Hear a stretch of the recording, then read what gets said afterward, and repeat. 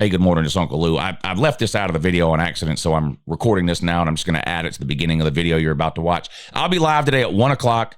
Conference tournaments are underway in college basketball. I love March Madness. Now, in general, I don't give a shit about college basketball, and I'm going to be honest, I can't name 5 college basketball players. I can't. But I am hooked on March Madness. The conference tournaments are wrapping up this weekend. The NCAA tournament starts next weekend, and there's a couple of really good games coming on at 1 o'clock. So let's hang out, 1 o'clock today. We can talk football while we watch March Madness college basketball. Okay, enjoy the video.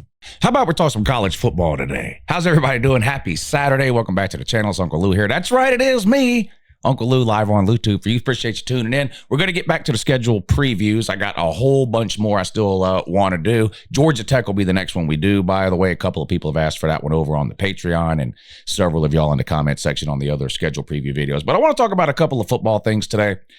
Spring practice is underway. We got some quarterback competitions. Now, there's a lot of position competitions going on at almost every single school across the entire country, including the quarterback position. I want to talk about just 4 of them today: Ohio State, Notre Dame, Colorado, and Alabama. All 4 of those teams lost their quarterback from last year. 3 of those teams had good quarterbacks last year. And one of them had Jalen mildew. But in any case, they're all gone. They all need new. They all need new quarterbacks. 2 of them have been relying on the portal for their quarterbacks lately. We'll talk about if they're sticking with that or if they're going to sort of, promote from within on the roster. We'll talk about that. Ohio State, Notre Dame, Colorado, and Bama. Quarterback competitions. Who's in the running? Who does Uncle Lou think is going to get the starting job at each of those places? We'll talk about that. The Big 12 is adding Friday night games. Hey, this is great news for the college football fan. Now come on now. All these changes lately that no one seems to like, it's almost like they don't even consider the fans' point of view when they implement a lot of this stuff that's been happening over the last 4 or 5 years. We seem like, as fans, we're like the last on the list in terms of who matters when it comes to college football, which is completely ridiculous. We're all that matter. If we go away, so does everything else that college football has enjoyed over the last 20, 30, 40, 50 years with the skyrocketing revenues and all. They'd be gone overnight. So they should be considering us more often. But the Big 12 is adding Friday night games. Now, games during the week is nothing new. This has been going on forever. As long as I've been watching college football, I remember there used to be, maybe it was just a Thursday game, and then you'd have all the games on Saturday. And then, action on Tuesday nights. And every once in a while, you get a Wednesday night game or, some random Friday night games. Well, last year, the ACC added Friday night games. There were several ACC games on Friday nights. There was some Big Ten games on Friday nights. And now the Big 12 is joining the fray. Now, I'm all for this. Now, there's a couple of different points I want to make about it. Number one, from just a college football fan perspective, right? I tell y'all all the time, and I don't hide it. Georgia's my favorite team, but I'm a college football fan. I love the sport of college football. And the more I can watch, the better, right? Well, when you stack all the games up on a Saturday, it limits the number of games you're able to watch, at least in real time. Now, you can go back Sunday, Monday, Tuesday and watch, recaps on YouTube or condensed versions of games here or there or whatever. But I mean, in real time on Saturdays, right? If there's a bunch of games on at noon that you want to watch, you kind of got to pick one. Even me, and I've got a setup in here. I've got 6 screens. I've got 4 TVs and 2 computer monitors in here. So I can technically have 6 games on at one time, but have you ever tried to watch 6 games? You can't really watch 6 games at one time. You can have 6 games on, and you can kind of, watch a couple of plays of this game, watch a couple of plays of that. You can't really watch 6 at one time. So by moving some games to Fridays, it's kind of spreading the weekly college football calendar out. And as a college football fan, it enables you to be able to watch more games over the course of a week, right? If you love the MAC or you're just type of guy, you want any type of football you can get, you can watch those on some Tuesday nights. They usually have some kind of a Wednesday night game. There's always Thursday night games, always has been. Now we've got 3 of the conferences playing on Friday nights. The Big 12 is adding 10 Friday night games. So 10 Fridays during the season. We'll have a Big 12 game on Friday night. Now, your favorite team might not be in the Big 12, but the Big 12 is one of the most competitive conferences in the country. I don't mean that to say that they're the best conference in the country. What I mean is, if you like, to sort of the playoff argument about blowouts, right? Not that you don't get blowouts in the Big 12, but the teams are sort of condensed together, right? Look, Arizona State won the Big 12 last year and made the playoffs. They were picked to finish last Last. Utah was picked to win it, I believe, and they were horrible. It's a crapshoot in the Big 12. It's very exciting football. Every single week in the Big 12 is exciting football. The last 2 weeks of the season last year in the Big 12, like 6 teams were still alive to win the Big 12, which means 6 teams were still alive to make the playoff. It was great football the last 2 weeks in the Big 12. So you get to watch more of that now, right? The only downside I can possibly see, because I know there's going to be, people are going to find a way to complain here. There's a couple of things that I already know is probably going to come up from sort of the complaint crowd. Now, one of the complaints I think is valid. One is just people who love to complain. Let's start with those people, the people that just love to complain. Football is a Saturday sport. It should only be played on Saturday. Now, I fall into this trap, too, when it comes to the national championship game. I think the national championship game should be played on Saturday because Saturday is the day for college football. But when the national championship gets around, there's only one game. That's it. So, yeah, put it on Saturday. It's not competing with 200 other college football games. Okay? This idea that we shouldn't play any regular season games on any other day of the week than Saturday, I think is ridiculous. Again, as a college football fan, it's easier for me to watch more games if they're spread out over a 2 or 3 day period than it is if they're all crammed in one day. So I think that's a ridiculous argument to make. I don't want no games on Fridays. That's high school day. That's high school day. I just think that's ridiculous. The only valid complaint or argument against Friday night games that I can think of that I believe would be reasonable is if your favorite team is playing on Friday. I can admit I wouldn't like it if half of Georgia's games were on Fridays. So I understand like maybe getting upset on a week-to-week basis because your team is having to play on a Friday.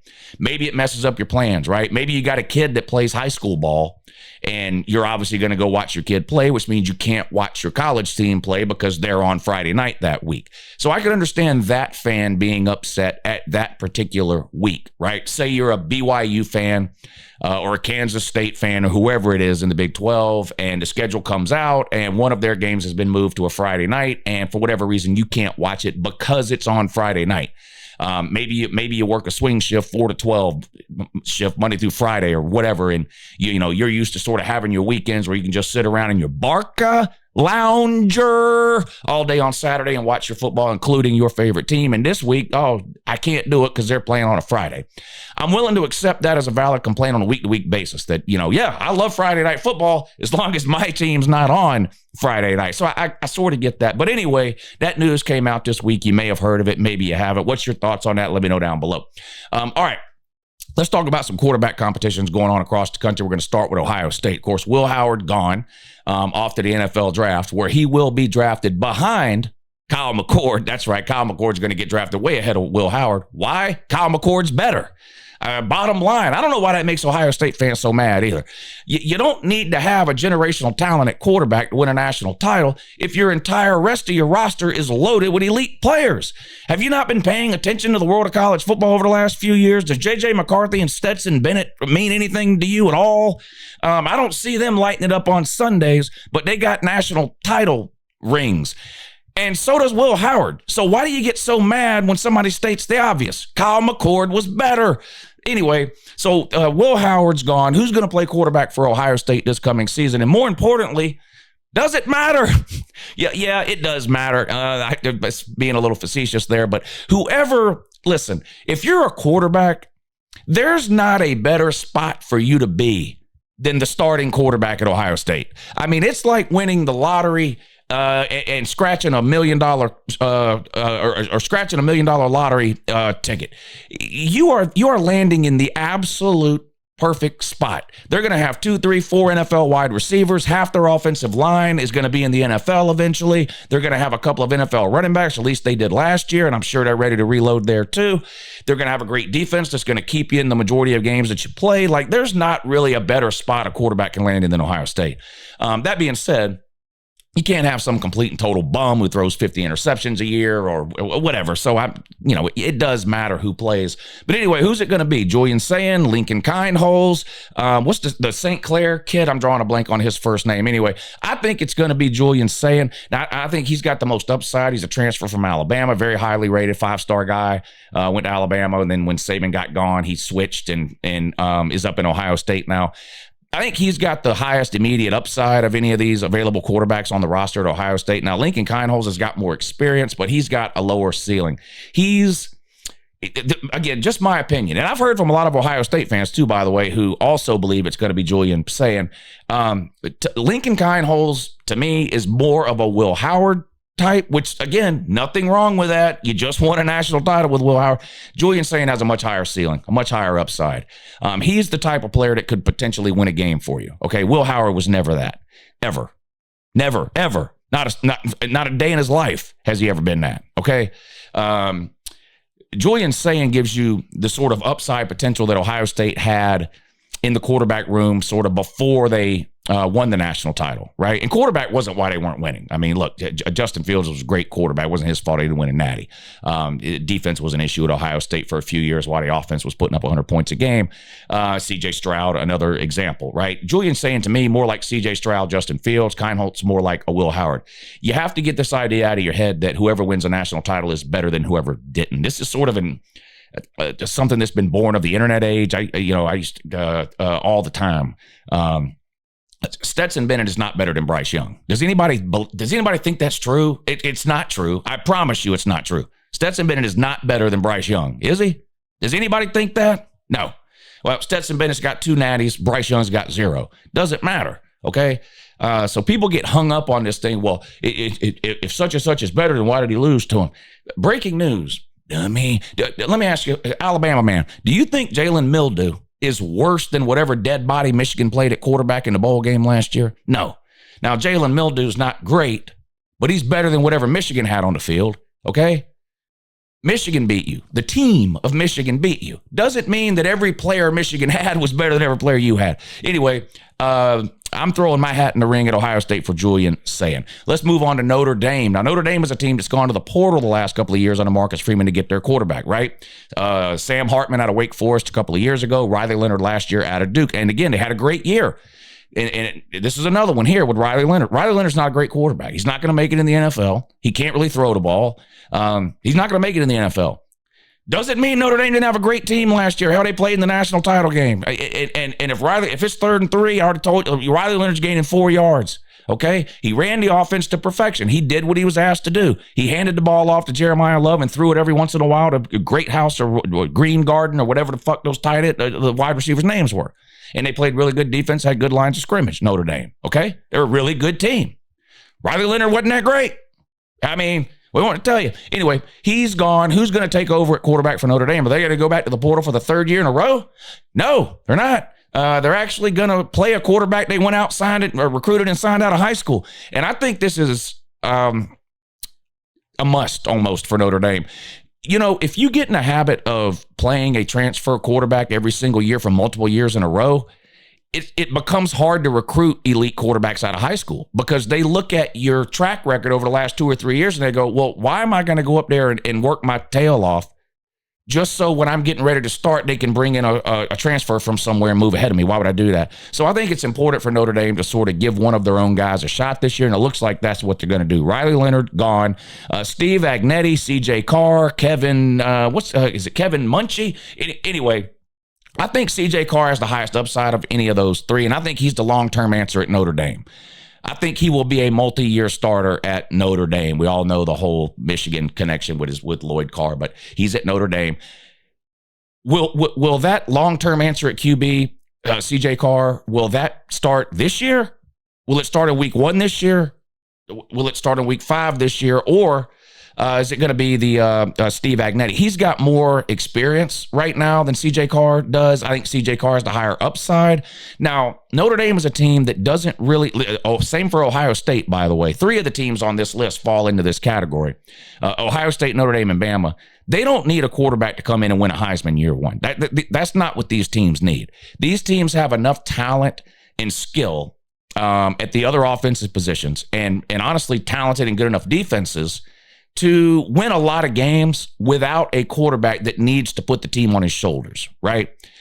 These are good teams for first-year starters to be on, right? And to sort of look at it the other way around, you take a team that sort of got a lot of holes or missing a lot of pieces or whatever, they need that elite-level quarterback that can kind of carry the team. They need that. These three teams don't. So maybe they go with CJ Carr, even though he doesn't have the most amount of experience, and then kind of work him in through the season or whatever. But I do think CJ Carr is the eventual answer at quarterback for Notre Dame, whether that's week 1 of this year, mid-season of this year, or next year and beyond. I would go with CJ Carr. Let's go with Bama, the other team here that I think is loaded in most other positions. It doesn't really need a generational type quarterback, although they may have one on their roster with Keelan Russell, who they brought in this year. But I want to talk about Austin Mack. Now, Austin Mack is a quarterback that signed at Washington when Kalen DeBoer was there. The offensive coordinator was Ryan Grubb. When Saban quit and DeBoer took the job in Alabama, Austin Mack transferred from Washington to Alabama along with Kalen DeBoer. The offensive coordinator up there, Ryan Grubb, he went off to the NFL. Only lasted 1 year there, though. He has now been hired back by Kalen DeBoer as the offensive coordinator at Alabama. So Austin Mack is going to be 3 years with Kalen DeBoer and now heading into his second year with offensive coordinator Ryan Grubb. Now, I think that gives him sort of a head start in terms of offensive philosophy, play calling, understanding the playbook, those kinds of things. He's just been with DeBoer and now Ryan Grubb for a longer period of time than the other QBs on the roster. Keelan Russell, I think, is probably the best quarterback on the roster eventually. Highest ceiling. I like him. I think he's going to be really good. Will it be this year? Probably not. I don't think he'll start this year. Now, again, if Alabama was a 4-8 team last year, and you're sort of starting over type of thing, or even if you're a first-year head coach or whatever, and you have sort of a mulligan season, yeah, maybe you go with Keelan Russell because he has the highest potential upside, and you go ahead and you get him a year's worth of experience in a year where maybe you're not expected to do much. That's not the case at Bama. They're expected to do much every season. They're expected to do a lot every year, right? So I think it's going to be Ty Simpson. I'm no insider. I ain't got no sources, okay? But I do talk to a lot of fans from across the country from a lot of different teams. And the majority of Alabama fans that I'm hearing from this offseason seem to think it's going to be Ty Simpson, even though they do think Keelan Russell, kind of like CJ Carr at Michigan, is the eventual answer at quarterback at Alabama. And I think Keelan Russell of this group is probably the only one that's going to be a multi-year starter. You need kind of a stopgap this year, I think, to get you to Keelan Russell in 2026. I think that person will be Ty Simpson. He stuck it out at Bama after Saban left. He started a couple of years ago when Milroe got benched. And I'm just not sold on Austin Mack. I could be wrong here. Maybe it ends up being Austin Mack. Hell, maybe it ends up being Keelan Russell. I mean, I've been wrong before. Back in 2019, I picked Georgia to beat South Carolina, and they didn't. So I've been wrong before. But anyway, so that's Ohio State, Notre Dame, and Bama. Now, Colorado is in a category completely by itself.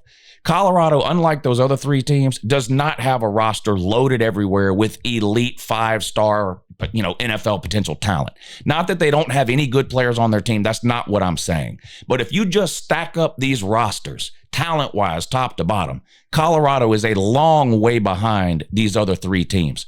That's not a prediction for next year. That doesn't mean Colorado can't have a good season. That is not at all what I'm saying before any of the Prime's nut-hugging stands get all bent out of shape, okay? I don't know why you're mad at me. The only reason he's still in Colorado is because nobody else wanted him. Let's be real. All three of his kids are gone. Shedeur Sanders, Travis Hunter, and the adopted one, Shiloh. They're all gone.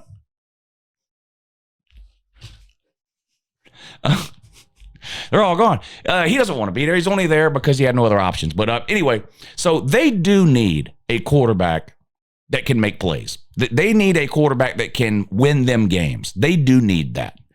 And in my opinion, that person is Juju Lewis, Julian Lewis.